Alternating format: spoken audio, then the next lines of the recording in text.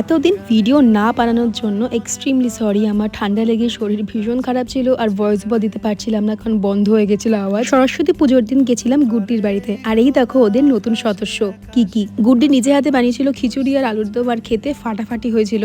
তো ওটা এনজয় করতে করতে গল্প করতে করতে বিকেল হয়ে গেল, আর আমরা ভাবলাম একটুখানি কোথাও ঘুরে আসি। কলকাতার যে কোনো মলে আজকের দিনে ভীষণ ভিড় ছিল, তো ভাবলাম আমরা লাস্ট দিন যেহেতু বারোভূতের মেলা, ওখান থেকে একটু ঢু মেরে আসি, কারণ এবছর কেন আগের বছর আমার যাওয়া হয়নি। আর গিয়েই এই সুন্দর বিরাট বড় চুড়ির দোকানটা পেলাম, মানে এত কালেকশন, এত সুন্দর সুন্দর চুড়ি যে চোখ ধাঁধিয়ে যায়। আচারের দোকানে যাবো না, এটা তো হতে পারে না। তো ওখান থেকে নিলাম আমশি। আর আমশি খেতে আমি ভীষণ ভালোবাসি। যাই বলো, মেলার লোটে ফ্রাই খেতে সেরা লাগে। পেটে যদিও জায়গা ছিল না, বাট চোখের খিদেকে কি করে আটকায়। আর বাই দ্য ওয়ে, আজকের যে শাড়িটা দেখছো এটা আমাকে গুড্ডি দিয়েছিল পুজোতে। বাড়ি ফিরে চা বসালাম, আর দেখলাম মা দিদির বাড়ি থেকে পুলি পিঠে এনেছে। আর এই দেখো মেলা থেকে আমি এই কটি জিনিস কিনেছি। কলকাতার মধ্যে কোনো ভালো মেলার সন্ধান পেলে আমাকে কমেন্ট করে অবশ্যই জানাও, কারণ আমি সার্টিফাইড মেলা পাগলু।